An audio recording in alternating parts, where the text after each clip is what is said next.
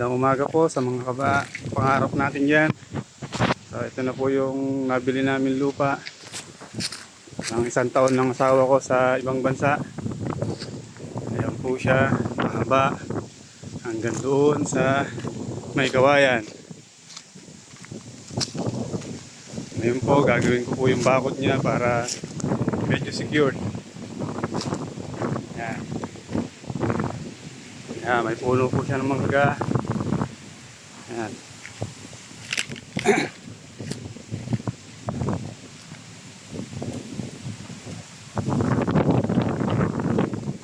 So, abangan nyo po yung papagawa po namin na bahay. Ayan, ganyan po sa may merong bakod. Ayan, inaayos ko po yung bakod.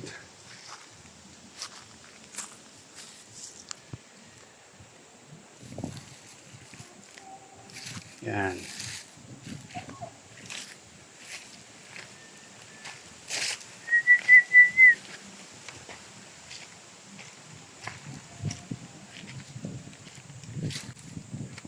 Yan po ang nabili namin ng 1 taon ng asawa ko sa ibang bansa.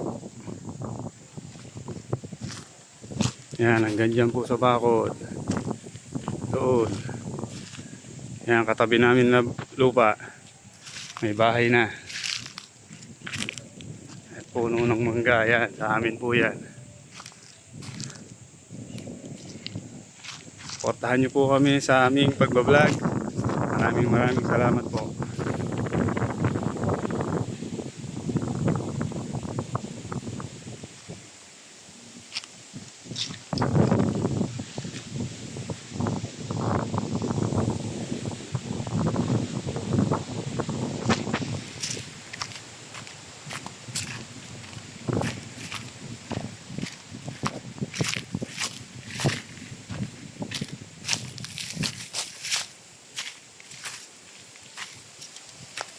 So, inaayos ko po yung bakod niya dahil wala pong bakod dito sa likod.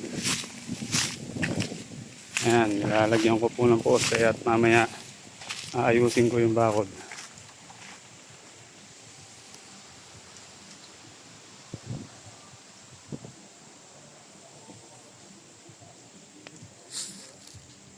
Po, maraming salamat po. Sana po suportahan nyo kami.